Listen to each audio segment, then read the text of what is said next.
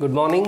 तो पिछले लेक्चर में हमने देख लिया था कि there is a radioactivity because of unstable nucleus. Radioactivity यानी क्या कि बाइंडिंग एनर्जी पर न्यूक्लियन जो है वो कुछ एटम्स के लिए कम होती है और उसकी वजह से टू गेट द स्टेबिलिटी यानी to improve the binding energy per nucleon, इसको थोड़ा बढ़ाना है तो हमें क्या करना पड़ेगा, कुछ न्यूक्लियंस को बाहर फेंकना पड़ेगा। तो उसमें पहली प्रोसेस हमने देख ली थी एमिशन ऑफ अल्फा पार्टिकल। उसके बाद जो नेक्स्ट प्रोसेस हमने देख ली थी that is emission of beta particle. But ये जो डिस्कशन है it is beta minus particle, यानी यहाँ पे हो क्या रहा है ये एक बार फिर से थोड़ा सा रिवाइज कर देता हूँ। यहाँ पे होता ये है कि neutron is converted into proton.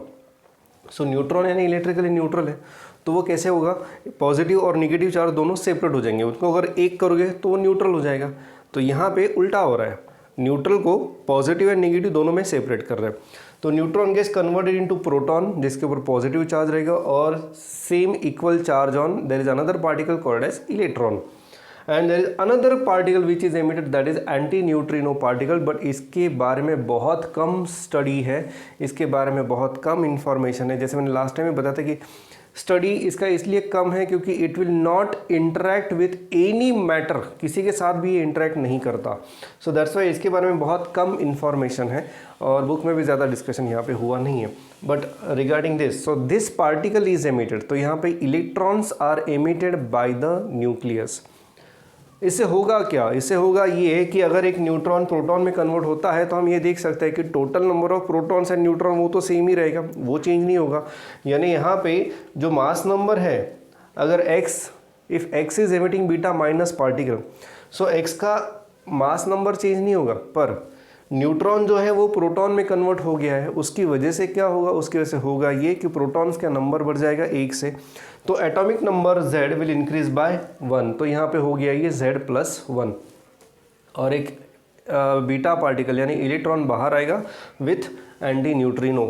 तो इसका एक एग्जांपल भी हमने यहाँ पे लिया था कि cobalt, if cobalt emits beta particle तो उसका atomic number will increase by 1 giving nickel. So it is 28, वो 27 था, ये 28 था। Atomic mass number will remain same. एक beta particle and antineutrino है, इससे क्या होगा, इससे होगा ये। अब देखो जो मेन थिंग है वो तो बाद में आ रही है, वो ये है कि इन सब का मिला के जो मास है, प्रोडक्ट्स का सबका मिला के जो मास है, that mass is less than parent nucleus. Mass of this products, total mass of this products, इन सब की एडिशन करो मास की, तो जो मास मिलेगा that mass is less than mass of parent nuclei. तो पेरेंट न्यूक्लियस के मास से कम होता है, तो मास कहाँ गया, तो वो मास जो है that is converted into energy. बहुत ज़्यादा एनर्जी यहाँ पे रिलीज होती है इन the form of kinetic energy of these particles. ये पार्टिकल बहुत फास्ट आगे चले जाते हैं, दैट मीन हम ये बोल सकते हैं कि काइनेटिक एनर्जी यानी केटीजी में हमने क्या देखा था कि अगर पार्टिकल्स की काइनेटिक एनर्जी ज़्यादा है यानी टेम्परेचर ज़्यादा है, so in the form of thermal energy हम बोल सकते हैं कि ये थर्मल एनर्जी यहाँ पे हमें मिलती है। बट थर्मल एनर्जी बेसिकली है क्या, the kinetic energy of these particles. So ये था बीटा माइनस डीके। इसमें और एक दूसरा टाइप है that is beta plus decay. So beta plus decay क्या है उसे हम देख लेते हैं। तो बीटा प्लस डीके में होता ये है कि a proton is converted into neutron. Proton is, ये न्यूक्लियस के अंदर होगा, proton is converted into neutron और अब न्यूट्रॉन है यानी वो तो इलेक्ट्रिकली न्यूट्रल है, तो प्रोटॉन को जो पॉजिटिव चार्ज है वो अलग हो जाता है, वो होता है ये। Now this is antiparticle of electron, यानी इसको पॉजिट्रॉन भी कई बार कहा जाता है। So electron, this particle is having same properties as that of electron, but electron के ऊपर जो चार्ज रहता है वो रहता है -1.6 इंटू 10⁻⁻⁹। यहाँ पे रहेगा +1.6 इंटू 10⁻⁻⁹, इतना चार्ज रहेगा। और प्लस न्यूट्रिनो पार्टिकल, तो जैसे यहाँ पे एंटी न्यूट्रिनो है वैसे यहाँ पे ये न्यूट्रिनो पार्टिकल जो है वो एमिट किया जाएगा। So proton is converted into neutron and positron, इसको मैं कहूँगा पॉजिट्रॉन एंड न्यूट्रिनो पार्टिकल। तो जैसे यहाँ पर भी न्यूट्रॉन प्रोटॉन में कन्वर्ट होने से total number of protons and neutron remain same, तो यहाँ पर भी total number of protons and neutron remain same.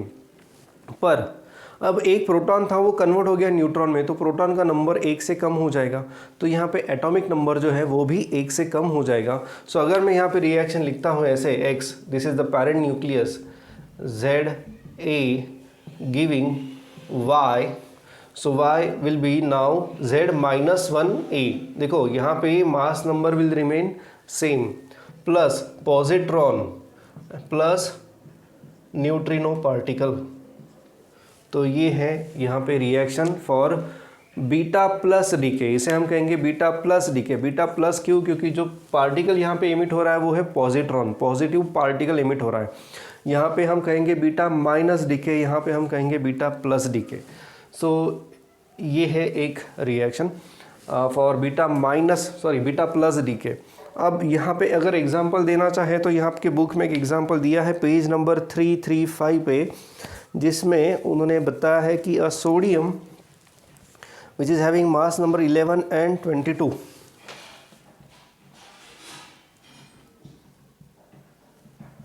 sodium if it emits a beta plus particle, its atomic number is 11, mass number is 22। तो हमें यहाँ पे जो product मिलेगा दैट इज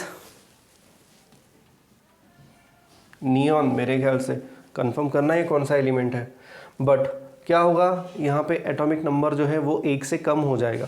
अगर एटॉमिक नंबर 1 से कम हो रहा है तो ये हो जाएगा 10 और मास number will remain same, plus क्या मिलेगा हमें, एक पॉजिट्रॉन मिलेगा और एक न्यूट्रिनो पार्टिकल मिलेगा।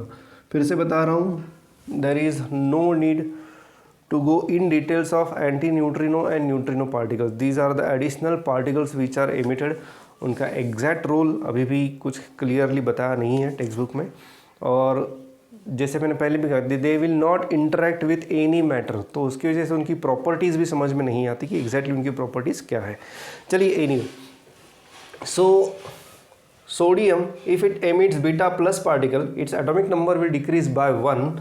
सो हमें मिलेगा ये element 10, 22, mass number remain same क्योंकि प्रोटॉन जो है वो न्यूट्रॉन में कन्वर्ट हो रहा है, तो total number of protons and neutron जो है वो सेम रहेगा, उसमें कोई चेंज नहीं होगा, that's a mass number remains same और atomic number will decrease by 1। अब यहाँ पर भी total mass of this products क्या है, ये है और ये है।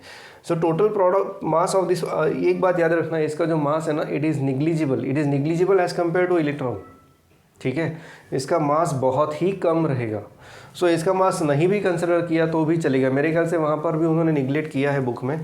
So total mass of, but फिर भी मैं यही कहूँगा कि टोटल मास ऑफ प्रोडक्ट्स, इन सब के मास की अगर हम एडिशन करेंगे तो हमें ये पता चलता है कि this total mass is less than mass of parent nuclei.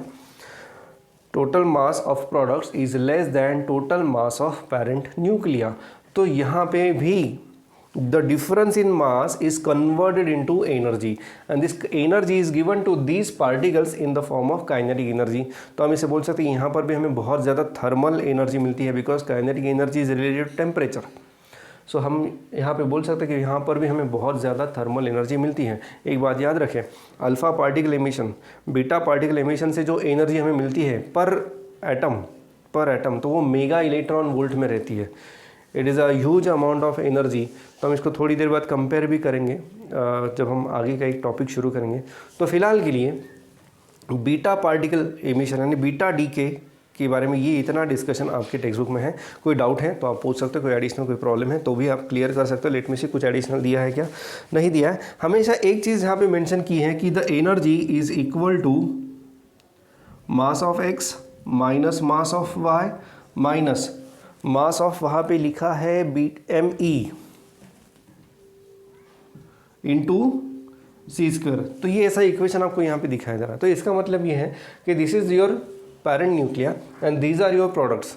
तो इनका मास इसमें से सब्ट्रैक्ट करोगे तो that is the difference in mass multiplied by c square, E is equal to mc square, that is nothing but the energy released in this process. जैसे मैंने पहले भी बताया था कि न्यूट्रिनो और एंटी न्यूट्रिनो का जो मास है वो निगलेक्ट कर दिया है, वो हमने कंसिडर नहीं किया है। सो इतनी एनर्जी एमिट होगी। अगर आप एक्सरसाइज देखते हो, इसके एक्सरसाइज में ऐसे बहुत सारे न्यूमेरिकल्स उन्होंने किए हैं और यहाँ पे mass of each particle is given और आपको एक्चुअली ये मास सब्ट्रैक्ट करके एक्चुअली एनर्जी कैलकुलेट करनी है। सो इसीलिए लॉग टेबल फिर से हमें वहाँ पर भी ज़रूरी है, वो देखेंगे at the time of exercise में बता दूंगा आपको। तो ये था डिस्कशन रिगार्डिंग बीटा डी के यानी मैं फिर से बता रहा हूँ। अब देखो यहाँ पे क्या हो रहा है, पहले ये सोडियम था, वो सोडियम अभी यहाँ पे है क्या, सोडियम नहीं, तो सोडियम की क्वांटिटी डिक्रीज हो रही है, that mean there is a decay of sodium, so that's why it is decreasing यानी डीके। बढ़ते हैं आगे towards the next discussion, that is gamma decay.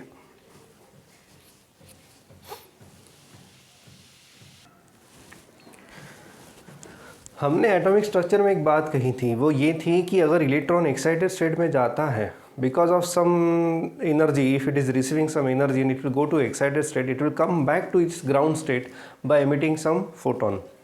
यानी इलेक्ट्रॉन एक्साइट होगा, वो हायर एनर्जी लेवल में जाएगा और वापस से वो लोअर एनर्जी में आएगा, बट वो जब वापस आएगा तो वो एक एनर्जी, एक्सेस एनर्जी है, वो एमिट करेगा in the form of photon. और ये जो एनर्जी रहती है, it is in the range of some electron volts. ये जो एनर्जी है, इलेक्ट्रॉन जो एमिट करता है from higher orbit to lower orbit में जब जो जाता है, तब वो जो एनर्जी एमिट करता है, it is in the range of some electron volt, few electron volts, ठीक है। गैमा डीके का मतलब पहले ये जान लो कि गैमा डीके यानी the nucleus emits some photons which are having very high energy. ये जो फोटॉन्स की जो एनर्जी रहती है, it is in the range of mega electron volt.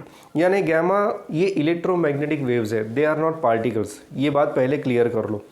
जैसे इलेक्ट्रॉन एनर्जी एमिट करता है, वैसे ही न्यूक्लियस में जो पार्टिकल्स है, they also emit some energy. इसका मतलब ये बन जाता है कि जैसे इलेक्ट्रॉन्स की ऑर्बिट रहती है, वैसे ही ये जो न्यूक्लियस के अंदर जो पार्टिकल्स हैं, उनकी भी ऑर्बिट्स रहती है। और जब ये अल्फ़ा डीके या बीटा डीके होता है, तो हमने क्या देखा था, हमने ये देखा था कि alpha beta and beta decay में बहुत ज़्यादा एनर्जी क्रिएट होती है, और उस एनर्जी की वजह से ये जो न्यूक्लियॉन्स है, they are also in excited state, उनको भी हायर एनर्जी मिल जाती है। और ऑब्वियसली जब वो एक्साइटेड स्टेट में है, तो कोई भी एक्साइटेड स्टेट में ज़्यादा देर तक नहीं रहता, नेचुरल टेंडेंसी है। तो उसकी वजह से जैसे इलेक्ट्रॉन ग्राउंड स्टेट में वापस आ जाता है, वैसे ये न्यूक्लियॉन्स भी ग्राउंड स्टेट में वापस आ जाते हैं। बट न्यूक्लियस के अंदर जो ऑर्बिट्स है, जो एनर्जी लेवल्स है, वो इलेक्ट्रॉन वोल्ट्स में नहीं है, they are in the range of mega electron volt. तो जब कोई न्यूक्लियॉन हायर ऑर्बिट से लोअर ऑर्बिट में आएगा, तो ये जो एनर्जी डिफरेंस रहता है ऑर्बिट्स में, ये रहता है मेगा इलेक्ट्रॉन वोल्ट में। और इसीलिए गैमा डीके में जो फोटॉन्स एमिट होते हैं, they have very high energy. अब एनर्जी का मतलब क्या होता है, एनर्जी का मतलब होता है H new.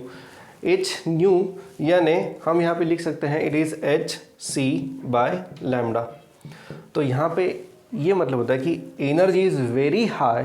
Energy is very high इसका मतलब है ये जो वेवलेंथ है ना, ये बहुत कम रहती है। So gamma radiations are the radiation which are having minimum wavelength. Yes, these are very hazardous radiations and they can penetrate, मेरे ख्याल से कुछ बुक में वेरिएशंस है, but they can penetrate up to 20 centimetre, यानी 15 to 20 सेंटीमीटर,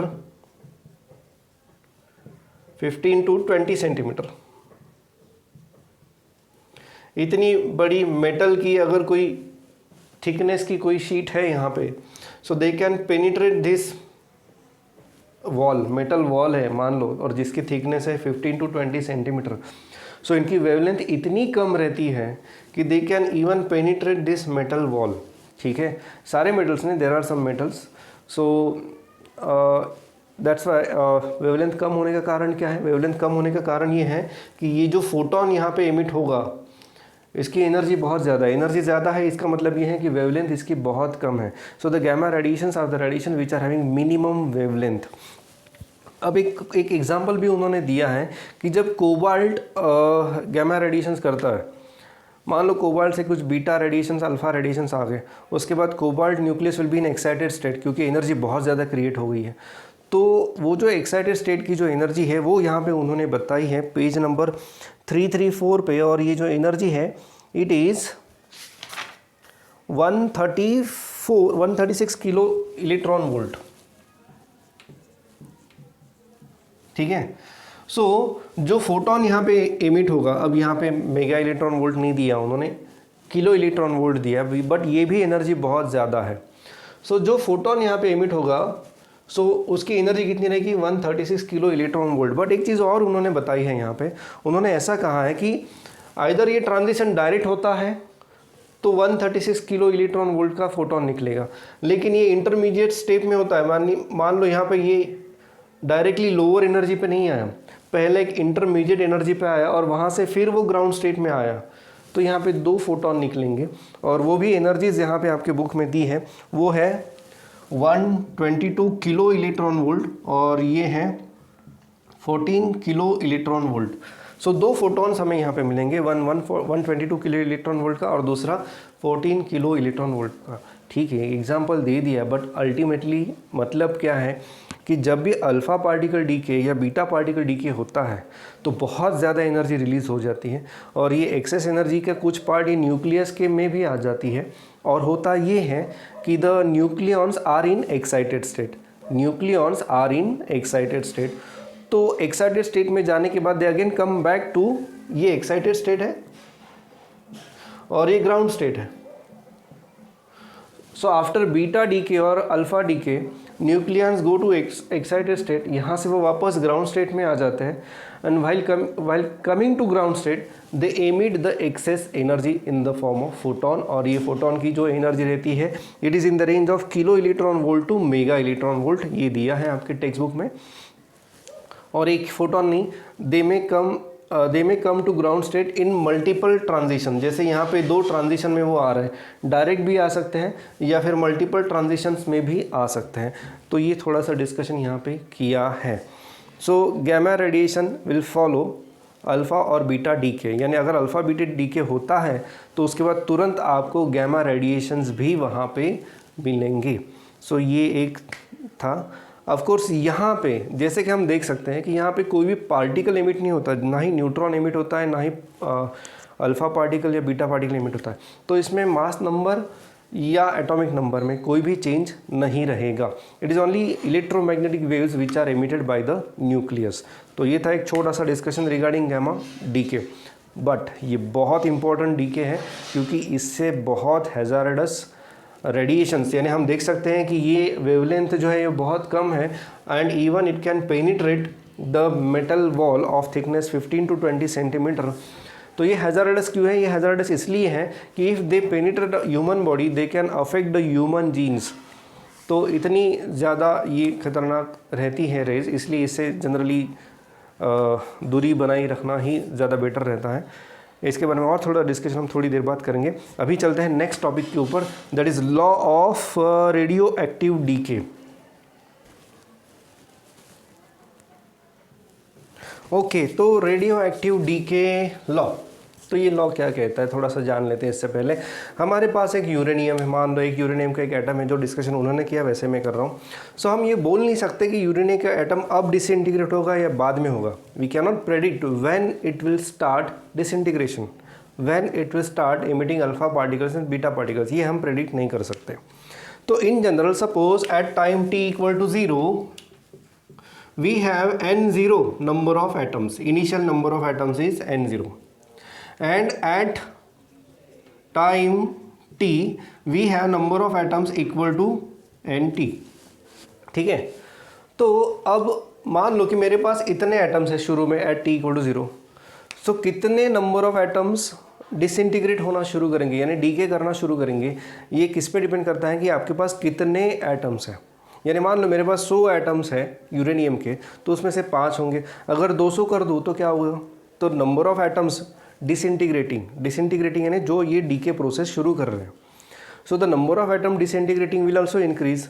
अगर मैं 200 का 400 करूँ तो again number of atom disintegrating will also increase. So ये डिपेंड करता है कि आपके पास कितने नंबर ऑफ एटम्स हैं। उसके साथ साथ ये इस पे भी डिपेंड करता है कि कितने टाइम ड्यूरेशन के लिए आप वो सैंपल को ऑब्जर्व कर रहे हो। जितना ज़्यादा टाइम ड्यूरेशन आपका रहेगा उतने ज़्यादा एटम्स डिसइंटीग्रेट होंगे। यानी suppose dn is the number of atoms which are starting decay process, it is directly proportional to the number of atoms available and time t dt. Suppose dn are the number of atoms disintegrating in time dt, dn are the number of atoms disintegrating in time dt. तो ये जो number of atoms है which are disintegrating, it is directly proportional to the present number of atoms as well as time duration. So I can write there has to be some constant of proportionality and the constant of proportionality is lambda nt dt. अब यहाँ पे आप देख सकते हो कि negative sign उन्होंने include की है. I am talking about page number 336. So why negative sign? Negative sign इसलिए है क्योंकि ये जो नंबर ऑफ एटम्स है ना, जैसे जैसे हर एक एटम डिसइंटीग्रेट होगा, डिसइंटीग्रेट यानी जो एटम ये पार्टिकल्स एमिट करते हैं उस प्रोसेस को होता है डिसइंटीग्रेशन. सो जैसे जैसे ये डिसइंटीग्रेशन होता जाएगा वैसे वैसे नंबर ऑफ एटम्स कम होते जाएंगे. यानी मान लो इनिशियली यूरेनियम है तो अभी वो डिसइंटीग्रेशन के बाद after emission of alpha and beta particles वो यूरेनियम नहीं रहेगा, वो हो सकता है दूसरे एलिमेंट में कन्वर्ट हो जाए. तो यूरेनियम तो डिक्रीज हो रहा है. So that's why number of atoms are decreasing and hence we are using negative sign here. ये है law of disintegration. Law of disintegration basically ये ऐसा था, पहले स्टेटमेंट बहुत अच्छी थी, बहुत सिंपल थी. It state that number of atoms disintegrating per unit time is directly proportional to the number of atoms present at that instant. यानी लॉ कुछ ऐसा था, dn by dt is equal to minus lambda n dt. अब ये तो constant of proportionality है. So number of atoms disintegrating per unit time is directly proportional to the number of atoms present at that instant. ये था law of disintegration. But यहाँ पे तो law की स्टेटमेंट ही नहीं दिखाई दे रही है. बट एनीवे हम बना के दे देंगे, शायद कहीं ना कहीं होगी वो पैराग्राफ में, आप एक बार देख लो. उन्होंने चेंज तो कर दिया है स्टेटमेंट, प्रीवियस जो सिलेबस में जो स्टेटमेंट है उसमें चेंज उन्होंने कर दिया है. ठीक है, ये था लॉ ऑफ डिसइंटीग्रेशन या फिर लॉ ऑफ रेडियो एक्टिविटी के. ठीक है, इसके बाद अब मुझे क्या करना है, सपोज कि एट t इक्वल टू 0 मेरे पास n0 इतने एटम्स हैं एंड एट टाइम t मेरे पास nt इतने एटम्स हैं. So is there any relation between n0 and nt? तो ये रिलेशन अभी हमें डिराइव करना है. तो उसके लिए आप देख सकते हो, अभी कोई इक्वेशन तो यहाँ पे दिखाई नहीं दे रहा है, बट यूजिंग दिस इक्वेशन देखो मैं इसको ऐसे लिख सकता हूँ, dn divided by n nt is equal to minus lambda dt. इस इक्वेशन से मैंने ये इक्वेशन लिखा. अब मुझे टोटल टाइम ड्यूरेशन मान लो टाइम t है, 0 टू टाइम t में कितने नंबर ऑफ एटम्स डिसइंटीग्रेट होते हैं. तो उसके लिए मैं इसे इंटीग्रेट करूँगा, dn divided bye nt from 0 नहीं हो सकता. इनिशियल नंबर ऑफ एटम्स कितने हैं, n0. So initial number of atoms are n0 to nt is equal to minus lambda integration from 0 to t dt. तो अभी इसका integration of dx by x is log of x. So it is log of x from n0 to nt equal to minus lambda t. इसका integration सीधा सीधा minus lambda T. सो अब इसमें क्या हो जाएगा, so log of nt minus log of n0 is equal to minus lambda t. Log of a minus log of b क्या रहेगा, वो log of a upon b. So nt upon n0 is minus lambda t. I hope ये समझ में आ गया होगा आपको. अब एक लॉगरिथम का रूल है, उस रूल के हिसाब से मैं इसका जो बेस है वो है e. So I can write this equation as nt upon n0 where n0 is initial number of atoms at time t equal to 0 e raise to minus lambda t. And that's why nt is equal to n0 e raise to minus lambda. अच्छा, ये bracket में लिखने की ज़रूरत नहीं है, lambda T. चलो, तो ये ऐसा एक रिजल्ट हमें मिला और ये रिजल्ट बहुत ही इंपॉर्टेंट है. इससे हमें क्या मिलता है, so after time t the number of atoms remaining are nt. Initial number of atoms are n0. ठीक है, तो ये NT और N0 में एक रिलेशन हमें यहाँ पे मिलता है। डिराइव लॉ ऑफ डिसइंटीग्रेशन, ऐसा भी कुछ हो सकता है, एक क्वेश्चन पूछा जा सकता है, तो ये आप प्रूव कर सकते हो। ये डेरिवेशन आ सकता है आपको 2 से 3 मार्क्स के लिए, तो इसके लिए रेडी रहना। अब बात करते हैं नेक्स्ट की। हाँ अच्छा, यहाँ पे ना कुछ बहुत ज़रूरी बातें उन्होंने की है। सो ये जो डिसइंटीग्रेशन है इसको मेजर करते हैं यूनिट, एक ऐसा यूनिट है वो है बेक्वेरेल, यूनिट है becquerel. But there is also one unit that is known as curie. So 1 curie आपके टेक्स्ट बुक में पेज नंबर 337 में दिया है। 1 curie is equal to 3.7, 1 curie, CI stands for curie, is equal to 3.7 into 10 raised to 10 becquerel. Becquerel is SI unit, याद रखना है, becquerel is SI unit. But there is another unit 1 curie, and this 1 curie is equal to 3.7 into 10 raised to 10 becquerel. Now what do you mean by 3.7 into 10 raised to 10 becquerel? इसका मतलब ये है कि पर second इतने atoms का disintegration हो रहा है, पर सेकंड इतने एटम्स रेडियो एक्टिविटी शुरू कर रहे हैं, यानी उनकी रेडियो एक्टिविटी हो जाती है। 1 सेकंड में इतने एटम्स की रेडियो एक्टिविटी हो जाती है, ये इसका मतलब है। यानी यूरेनियम के आपके पास एटम है, तो मैं बोलता हूँ कि उसमें जो डिसइंटीग्रेशन है वो है 1 क्यूरी। तो 1 क्यूरी यानी इतने एटम्स जो है दे आर डिसइंटीग्रेटिंग, ये इसका मतलब है। ये दिया है उन्होंने पेज नंबर 337 पे। ठीक है,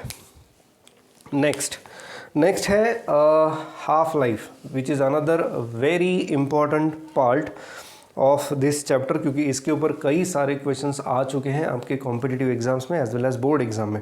तो हाफ लाइफ एक बार देख लेते हैं, what do you mean by half life. तो हाफ लाइफ है कि मान लो इनिशियल आपके पास एटम्स है N0, तो इन एटम्स को N0/2 होने के लिए कितना समय लगेगा, इसको कहते हैं हाफ लाइफ। तो इसके लिए ना हम ये वाला इक्वेशन यूज़ करेंगे, कैसे देख लो। हाँ जी, तो ये इक्वेशन अभी हमने थोड़ी देर पहले डिराइव किया था। So NT is number of atoms remaining after time t and N0 is number of atoms available at time t equal to 0। तो मुझे ये जानना है कि सपोज मेरे पास N0 ये एटम्स है t equal to 0। So N0/2 होने के लिए कितना समय लगेगा, तो मैं ये इक्वेशन यूज़ करूँगा, NT equal to N0 e⁻ λt। So NT जो है वो हो जाएगा N0/2, क्योंकि हाफ नंबर ऑफ एटम्स चाहिए मुझे, N0 e⁻ λt। सो ये जो है ये हो जाएगा 1/2 e⁻ λt। अब इसमें ना थोड़ा मैथमेटिक्स उन्होंने कर दिया है। So I can write this as e⁻ is equal to 2, reciprocal कर लिया, e⁻ is equal to 2, λt is log यानी नेचुरल लॉग ऑफ 2। अब नेचुरल लॉग ऑफ 2 की जो वैल्यू है उन्होंने दी है, and that is 0.693। So λt is 0.693। सो ये जो हाफ लाइफ है ना, इसका सिंबल है ये, कैपिटल T भी लिख सकते हो या फिर half is equal to 0.693 divided by lambda. तो ये जो t है इसको मैंने t की जगह t हाफ कर दिया। This is the time duration which is required for radioactive material to disintegrate to half of its initial quantity. So ये है आपका हाफ लाइफ पीरियड। अब यहाँ पे नेचुरली ये सवाल आता है कि क्या लैम्डा की वैल्यू दी जाएगी। जी हाँ, आपको लैम्डा की वैल्यू दी जाएगी। लैम्डा को कहते हैं डिसइंटीग्रेशन कांस्टेंट या फिर इसे कहते हैं डीके कांस्टेंट। सो ये वैल्यू आपको दी जाएगी। Using this you can find out half life of the radioactive material। अब इसमें ना क्वेश्चंस कैसे आते हैं बताऊं क्या। सपोज कि मेरे पास 1 kg, एक एग्जांपल 1 kg यूरेनियम है, ठीक है। तो इसको हाफ kg में कन्वर्ट होने के लिए मान लो कि 3 साल लगते हैं। जस्ट एक एग्जांपल दे रहा हूँ, ये एग्जैक्ट फिगर्स नहीं है। 1 kg है, उसको हाफ kg में कन्वर्ट होने के लिए 3 years लगते हैं। तो इसको 1/4 में kg बचने के लिए कितना समय लगेगा। तो एक बात यहाँ पे बहुत ज़रूरी है, ऑफ कोर्स इसका मैं बाद में डिस्कस करूँगा, बट इसका मतलब ये नहीं है कि 3 years में ये आधा kg हो जाएगा तो नेक्स्ट 3 years में ये 0 हो जाएगा, ऐसा नहीं है। इसका मतलब ये है कि अगर अभी आधा है तो आधे का आधा कितना हो जाएगा 1/4। सो 1/4 होने के लिए उसे फर्दर 3 ईयर्स लगेंगे। 1/4 होने के लिए उसको और नेक्स्ट 3 ईयर्स लगेंगे, ये इसका मतलब होता है। सो ऐसी कंसेप्ट मत डाल देना आपके दिमाग में कि अगर 3 साल में आधा हो रहा है तो अगले 3 साल में वो 0 हो जाएगा। नहीं, अगले 3 साल में वो आधे का आधा हो जाएगा, यानी 1/4 kg बचेगा। ये इसका मतलब होता है। इसे ज़रा ध्यान से समझ ले। और इसके ऊपर बहुत इंटरेस्टिंग न्यूमेरिकल्स भी हमें आते हैं, तो वो भी हमें करने हैं। सो अभी के लेक्चर के लिए बस इतना ही। अभी नेक्स्ट बहुत ही छोटा पार्ट बचा है, वो भी हम कवर कर लेंगे नेक्स्ट वीडियो लेक्चर में, और उसके बाद हम शुरू करेंगे एक्सरसाइज।